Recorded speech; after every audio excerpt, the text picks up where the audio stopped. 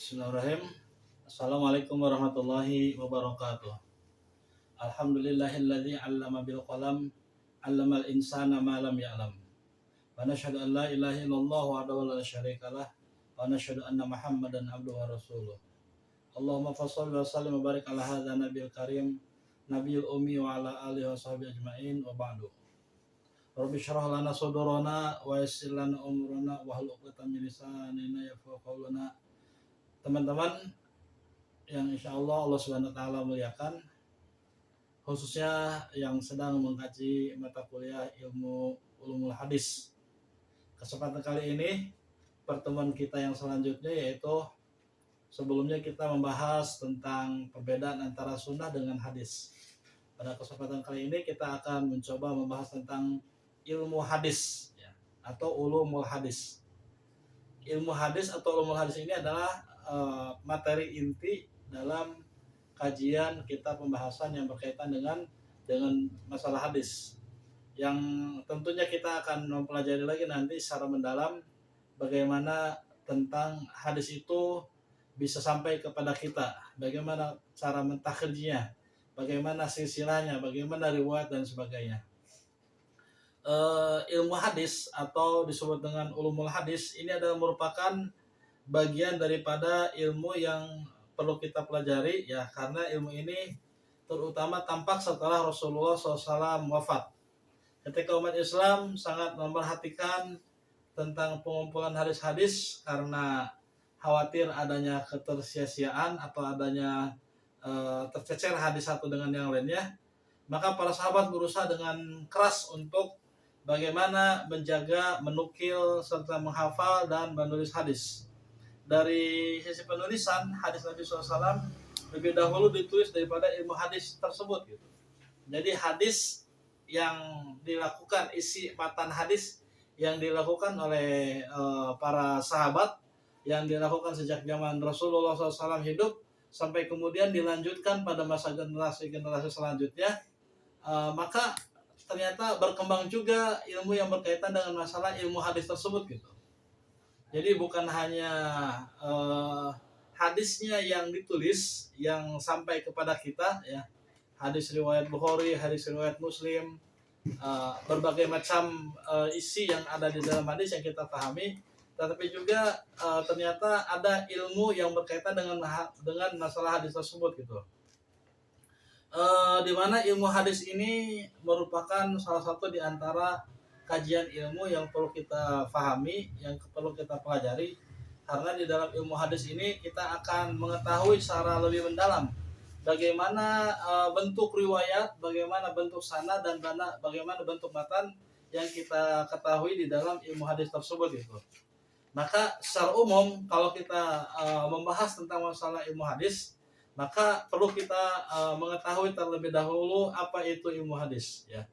Ilmu hadis ini adalah merupakan dua suku kata yang berasal dari kalimat ilmu dan hadis ya, atau kalau di kita itu lebih dikenalnya dengan ulumul hadis. Ulum adalah merupakan jamak daripada ilmu. Ilmun, ilmani, ulumun ya. Yang kita ketahui itu artinya adalah pengetahuan atau idrakus syai' bisyai', mengetahui secara mendalam dari sesuatu kepada sesuatu yang lain. Nah, itu yang disebut dengan ilmu. Jadi ilmu itu adalah keadaan tersingkapnya sesuatu yang diketahui atau objek pengetahuan. Itu yang disebut dengan ilmu. Adapun hadis sendiri ya secara bahasa sebagaimana kita ketahui, al hadis lughatan al khobar. Hadis secara bahasa adalah berita, atau hadis juga dikatakan sebagai al jadid, sesuatu yang baru ya. Lawan kata dari al hadis adalah al qorib. Hadis artinya sesuatu yang dekat, hadis adalah sesuatu yang yang terjadi ya.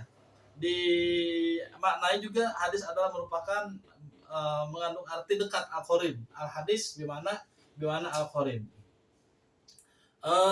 Definisi hadis ya sebagaimana pernah kita ketahui ya, ma udifa ila Nabi SAW, sesuatu yang disandarkan kepada Nabi SAW, min qaulin, dari ucapannya, au fi'lin, atau tingkah lakunya atau perbuatannya, au takririn atau ketetapan yang dilakukan oleh Nabi SAW, au sifatin atau sifat Nabi SAW, ya, kholqiyatin au khuluqiyah, baik sifat secara akhlak maupun secara pribadi Nabi SAW. Itu definisi daripada hadis.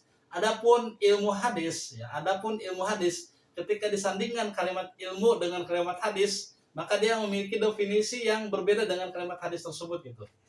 Ketika kalimat ilmu dan hadis disandingkan secara bersamaan, maka definisi hadis tidak seperti yang tadi dijelaskan. Maka definisi ilmu hadis adalah dikatakan oleh Imam As-Suyuti di dalam kitabnya. Beliau mengatakan bahwa ilmu hadis adalah ilmun yubhasu fihi kaifiyatut tisol al-ahadis bi Rasul SAW. Min haitsu ma'rifati ahwal ruwatiha dabdom wa adalatan wa min haitsu kaifiyati sanad ittisalan wa inqita'an. Yang disebut dengan ilmu hadis adalah ilmu yang membahas tentang cara-cara persambungan hadis, ittisalul hadis, persambungan hadis sampai kepada Rasulullah SAW. Jadi riwayatnya itu dari mulai hadis yang dituliskan oleh Imam Bukhari langsung naik riwayat ke atasnya sampai kepada generasi tabi'in, sampai generasi kepada sahabat, ya, sampai langsung generasinya kepada Rasulullah SAW. Ittisalus sanad, ya, bersambungnya hadis tersebut sampai kepada Rasulullah SAW. Dari segi mengetahui hal ihwal para periwayatnya, menyangkut kedobitan dan keadilannya, dan dari segi tersambung atau terputusnya suatu hadis. Ya, jadi dapat kita pahami bahwa riwayat hadis ini atau ilmu hadis ini adalah ilmu yang membahas tentang pengetahuan yang berkaitan dengan hadis tersebut gitu. Bukan kepada isi hadisnya. Ya, kalau isi hadisnya disebut dengan matan, ya. Kalau isi hadisnya disebut dengan matan, ini kita akan mempelajari bagaimana hadis itu sampai kepada Rasulullah Shallallahu Alaihi Wasallam, ya. Oleh karenanya dalam mempelajari ilmu hadis, ya, ada dua ilmu yang perlu kita ketahui. Pertama adalah dari segi riwayatnya, yang kedua dari segi dari segi riwayah dan dirwayahnya. Pertama adalah dari segi riwayah, yang kedua adalah dari segi dirwayah, ya. Ternyata teman-teman, kalau kita mengkaji secara lebih mendalam, ya, ilmu hadis itu perkembangannya sangat luas sekali, ya. Ulumul hadis itu perkembangannya sangat luas sekali. Di dalam ilmu ulumul hadis, ya, bahwa kaidah yang berkaitan dengan masalah ilmu ulumul hadis itu memiliki perkembangan yang sangat luas. Bahkan para ulama menjelaskan bahwa pembahasan yang berkaitan dengan masalah ulumul hadis itu sampai ditulis oleh para ulama bukan hanya satu riwayat atau satu pembahasan, dua pembahasan atau tiga pembahasan, tetapi ternyata perkembangannya sangat luas sekali, teman-teman, ya. Ada yang sampai menuliskan para ulama sampai 100 ilmu cabang yang berkaitan dengan masalah ilmu hadis ini. Ada yang mengatakan sampai kepada 70 riwayat, 70 cabang ilmu yang berkaitan dengan masalah ilmu hadis ini. Jadi perkembangan ilmu hadis ini sangat luas sekali, teman-teman, ya. Maka oleh karenanya ilmu hadis atau usul hadis merupakan kaidah dan dasar-dasar yang sangat penting sebagai pedoman dalam penerimaan dan menolak suatu hadis. Objek kajian di dalam ilmu hadis ini adalah bagaimana kita mengetahui dan menyampaikan hadis kepada orang lain dan memindahkan atau mentadwinkannya, ya, dari satu ulama kepada ulama lain, ya, dari satu periwayat kepada periwayat yang lain, atau dari satu sanad kepada sanad yang lain.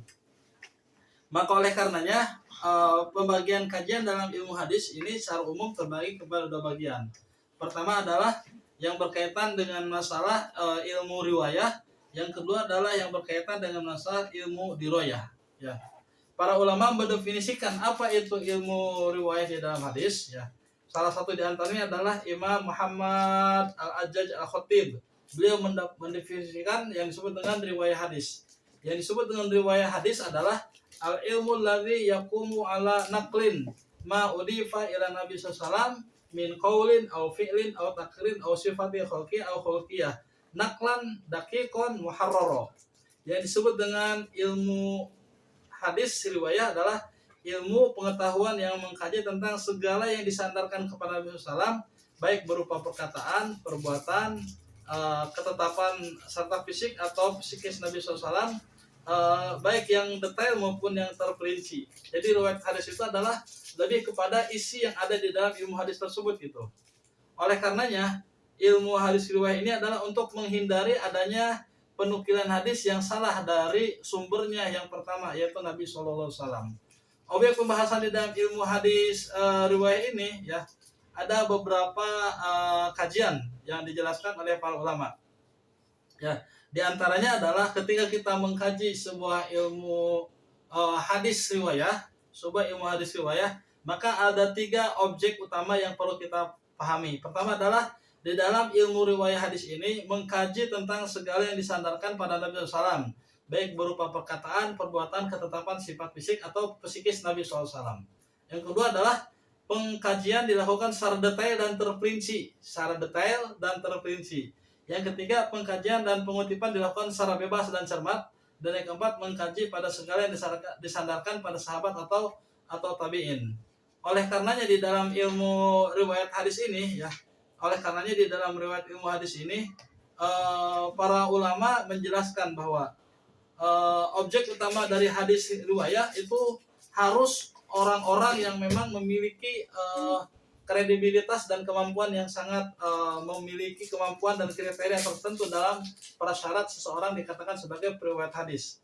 Pertama adalah prasyarat harus memenuhi kriteria ketika seseorang dikatakan memiliki ilmu ulumul hadis secara riwayah. Pertama adalah orang itu harus balik, yang kedua adalah berakal, yang ketiga tidak fasik, yang keempat terhindar dari tingkah laku yang dapat mengurangi atau menghilangkan kehormatan dirinya. Jadi ketika suatu hadis dijelaskan oleh salah satu periwayat hadis ya, contoh misalkan tidak boleh terhindar dari perbuatan fasik. Salah satu di antara perbuatan fasik ketika seseorang meriwayatkan hadis, maka dia tidak boleh melakukan perbuatan fasik sampai kepada membohongi kepada binatang. Itu adalah merupakan bagian daripada perbuatan fasik dan tidak diterima hadisnya gitu. Suatu ketika Imam Bukhari mendapatkan sebuah hadis ya dari salah seorang ulama generasi tabi'in ya, generasi yang hidup pada masa Imam Bukhari.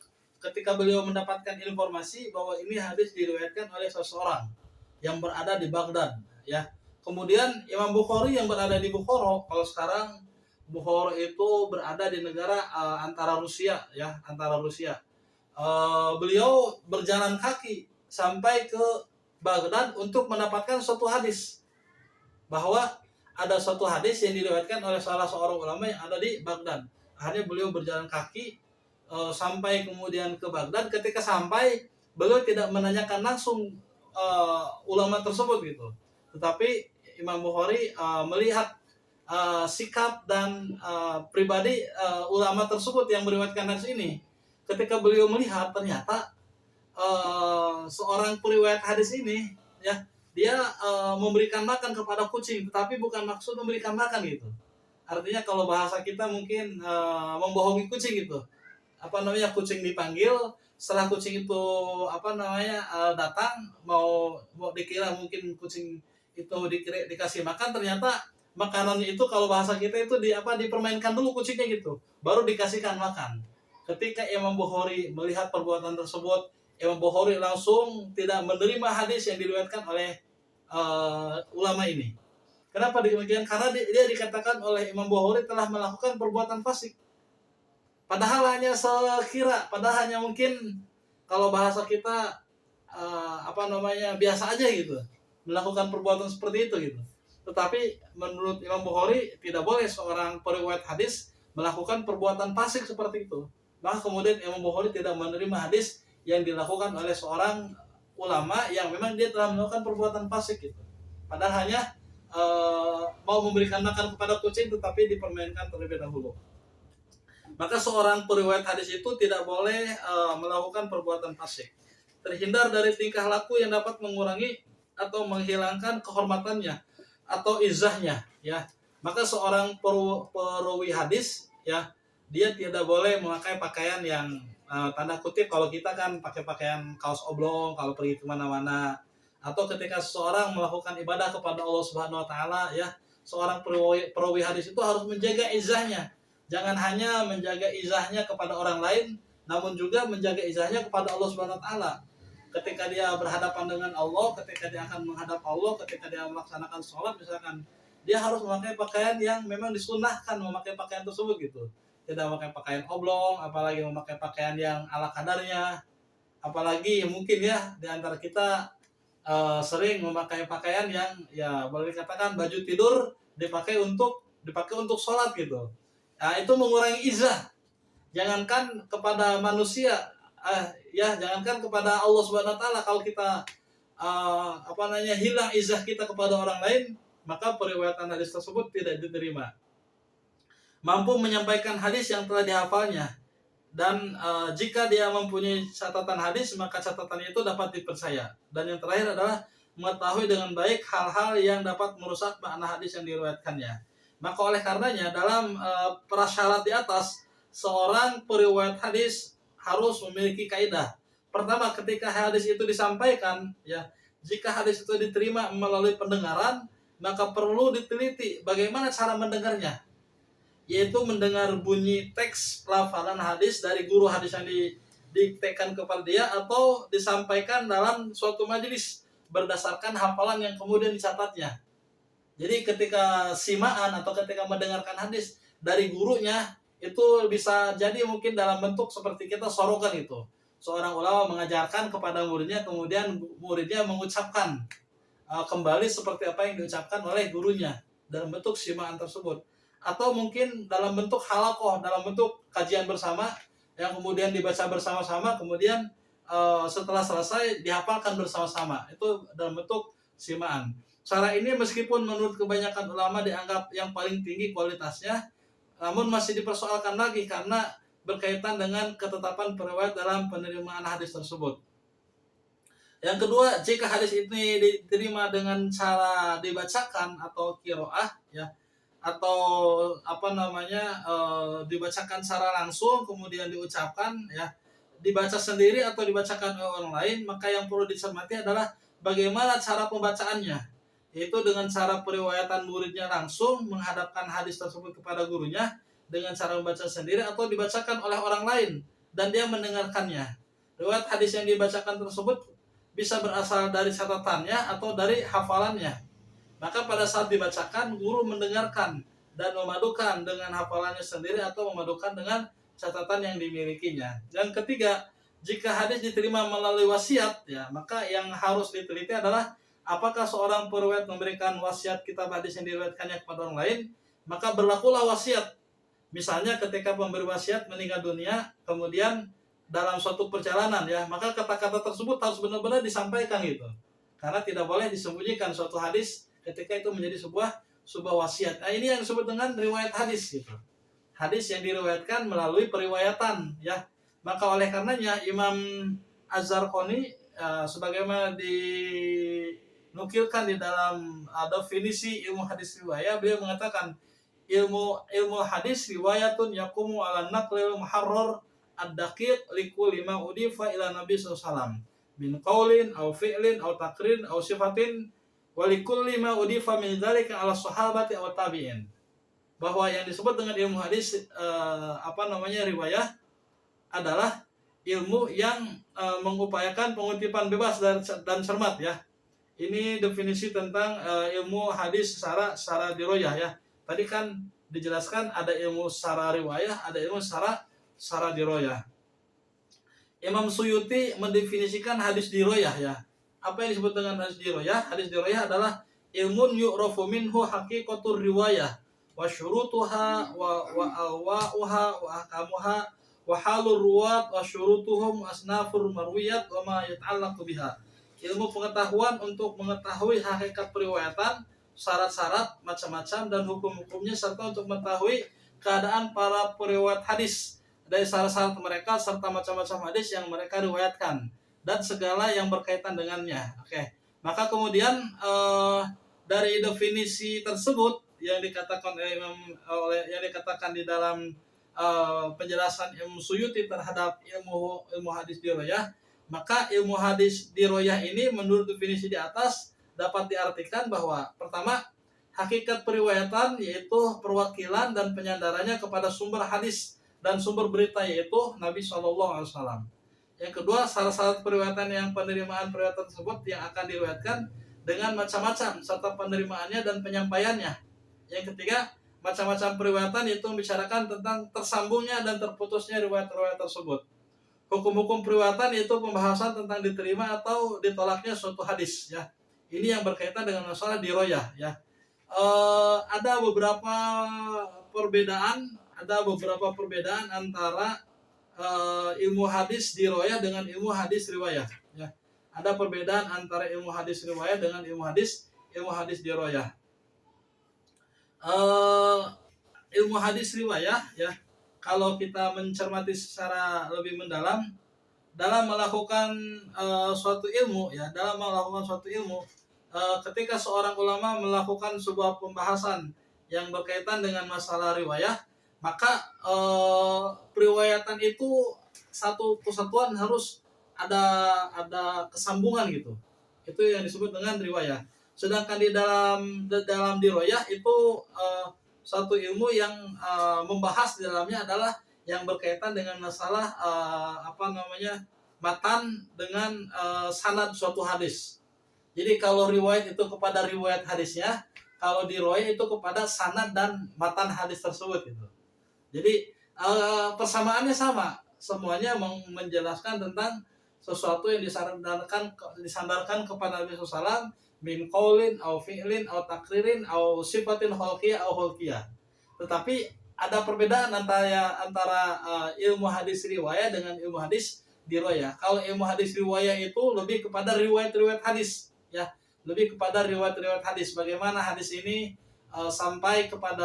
sambung kepada Nabi SAW riwayat yang meriwayatkan hadis tersebut gitu. Dari mulai sahabat Nabi, kibarus sahabah, sampai kepada sigurus sahabah, sampai kepada kemudian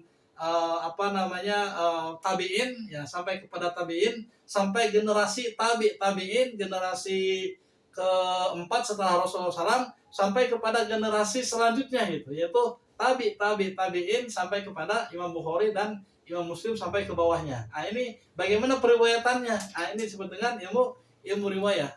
Sedangkan yang disebut dengan ilmu diroyah itu bukan hanya ke situ, tetapi pembahasannya sampai kepada bagaimana isi matannya, bagaimana isi sanadnya, bagaimana mengetahui bahwa hadis itu sampai kepada kita, apakah orang yang meriwayatkannya itu memiliki catatan atau tidak. Orang yang meriwayatkan hadis itu dia itu pernah melakukan kebohongan atau tidak, atau dia melakukan perbuatan fasik atau tidak. Itu yang disebut dengan ilmu hadis diroyah. Maka oleh karenanya teman-teman, di dalam ulumul hadis ini cabang-cabangnya kemudian berkembang, ya. Ulumul hadis ini kemudian cabang-cabangnya berkembang sebagaimana saya jelaskan tadi, ya, bahwa dikutip oleh salah seorang ulama, Ajaj Al-Khatib, beliau mengatakan bahwa cabang ilmu hadis itu berkembang sampai 52 macam. Sampai 52 macam perkembangan ilmu hadis. Ibnu Salam menyebutkan bahwa ada 65 cabang perkembangan ilmu hadis. Imam Suyuti menyatakan bahwa ilmu hadis tidak terbilang jumlahnya. Artinya sangat banyak sekali. Bahkan Imam An-Nasir Al-Hashimi mengatakan lebih dari 100 macam, cabang-cabang yang berkembang di dalam ilmu hadis. Ada beberapa ilmu hadis yang akan kita bahas di sini, yang perkembangannya yang kemudian itu menjadi sebuah bagian daripada ilmu hadis. Salah satu di antaranya adalah ilmu tentang rijalul hadis. Kata rijal hadis berarti orang-orang di sekitar hadis atau orang-orang yang meriwayatkan hadis, ya. Secara terminologis yang disebut dengan rijal hadis itu adalah ilmun yubhasu fihi an ruwatul hadis minas sahabah wa tabi'in wa man ba'dahum. Ilmu yang membahas tentang keadaan para periwayat hadis baik dari kalangan sahabat, para kalangan tabi'in maupun generasi berikutnya. Nah, ini yang disebut dengan rijal hadis. Jadi rijal hadis itu adalah orang-orang yang meriwayatkan hadis itu gitu. Atau sanad atau silsilah hadis ya, dari mulai sahabat yang mendengarkan hadis dari Rasulullah SAW, kemudian dia mengajarkannya kepada anak-anaknya atau si guru sahabat, atau mungkin si guru sahabat sendiri yang langsung melihat bagaimana perlakuan Nabi SAW ketika beliau melakukan suatu perbuatan, mengucapkan ya, atau beliau mentakrirkan atau sifat-sifat Nabi ya, seperti misalkan hadis tentang bunyan Islam ala khamsin ya, tentang didirikannya Islam atas 5 dasar yang diriwayatkan oleh Ibnu Umar. Beliau adalah sebagai sigor sahabat. Begitu juga rijalul hadis yang membahas tentang keadaan para periwayat hadis semenjak masa sahabat, tabi'in, tabi'in dan generasi-generasi berikutnya yang terlibat dalam periwayatan hadis tersebut. Di dalamnya diterangkan sejarah ringkas tentang riwayat hidup para perawi hadis, guru-guru dan murid-murid mereka ya. Di dalam salah satu kitab yang membahas tentang rijalul hadis ini adalah kitab Al-Bidayah wan Nihayah yang ditulis oleh Imam Ibnu Katsir. Ilmu rijalul hadis ini ya, yang disebut dengan rijalul hadis tadi adalah orang-orang yang berkecimpung dengan hadirnya sebuah hadis atau periwayatan sebuah hadis ya. Ilmu rijalul hadis ini sangat penting dalam ilmu hadis ya, karena ilmu hadis berkaitan dengan sanad dan matan. Sedang orang-orang yang terhubung dalam mata rantai sanad adalah para periwayat hadis, dan mereka itu adalah objek dari ilmu hadis tersebut gitu. Jadi rijal hadis itu ada periwayat hadis dari mulai sahabat, kibarus sahabat, sampai kepada sigurus sahabat, sampai kepada tabi'in ya, sampai kepada tabi'in, sampai kepada generasi yang ketiga ya, yaitu sampainya ilmu kepada Imam Bukhari. Ilmu rijal hadis ini mempunyai beberapa cabang. Di antaranya adalah ilmu tarikh arwah, yaitu ilmu yang mempelajari para periwayat hadis dari segi yang berkaitan dengan periwayatan hadis. Yang disebut dengan tarikh arwah, artinya sejarah periwayatan hadis. Kata tarikh arwah ini berarti sejarah para periwayat hadis yang menurut pengertian terminologisnya adalah ilmu yang membahas segala hal yang berkaitan dengan para periwayat hadis. Dalam pengertian ini maka periwayat hadis ini ilmu untuk mengetahui para periwayat hadis yang berkaitan dengan usaha periwayatan mereka terhadap suatu hadis. Di kalangan ulama, ilmu ruwatul hadis ini disebut juga dengan tarikh ruwah atau ilmu at-tarikh atau tarikh ar-ruwah dan lain sebagainya. Yang kedua adalah selain daripada rijalul hadis adalah ilmu ajarah wa ta'dil. Ilmu ajarah wa ta'dil. Apa itu jarh wa ta'dil? Ilmu yang menerangkan tentang cacat atau keadilan para periwayat hadis, menggunakan redaksi khusus dan membahas pada tingkatan redaksi hadis. Jadi ketika salah seorang periwayat hadis yang berkaitan dengan sanad, periwayat hadis itu memiliki cacat atau enggak? Bagaimana sikap dia? Apakah dia pernah berbohong ataukah dia pernah melakukan perbuatan fasik? Sampai riwayat hadis itu sampai kepada Rasulullah SAW. Sampai hadis itu periwayatannya sampai kepada Rasulullah SAW. Jadi ketika ada sebuah kajian ilmu yang berkaitan dengan al-jarh wa ta'dil, al-jarh itu artinya dikatakan al-jarh karena dia menyifati periwayat hadis dengan sifat penetapan kedhaifan atau tidak diterimanya suatu hadis ya. Ilmu ajarah wa ta'dil ini muncul bersamaan dengan munculnya periwayat hadis. Karena untuk mengetahui hadis sahih harus didahului dengan mengetahui periwayatnya. Apakah seseorang itu melalui hadis yang disampaikannya itu memang memiliki kodobitan dalam periwayatan hadis, atau ketika seorang meriwayatkan hadis itu memang dia suka lupa dalam hafalannya, atau dia telah melakukan perbuatan fasik dan sebagainya. Maka salah seorang ulama yang membahas tentang masalah ajarah wa ta'dil di antaranya adalah kalau kita melihat salah satu kitab yang ditulis oleh beliau, yaitu tentang Jami'us Shaghir, yang membahas tentang bagaimana periwayatan hadis yang dilakukan oleh para perawi hadis dalam al-jarh wa ta'dil. Oke teman-teman, demikian sedikit pembahasan yang berkaitan dengan masalah ilmu hadis, bagaimana bisa sampainya hadis tersebut kepada para perawi hadis sampai kepada penulis hadis pada masa generasi tabi'in, yaitu generasi yang ketiga setelah tabi'in, yaitu para ulama seperti Imam Bukhari, Imam Muslim dan lain sebagainya. Mudah-mudahan pembahasan ini memberikan manfaat untuk kita semua ya. Mobil khusus kepada teman-teman yang sedang mengkaji mata kuliah ulumul hadis. Jika ada sesuatu yang memang perlu disampaikan, perlu ditanyakan, silakan dipertanyakan di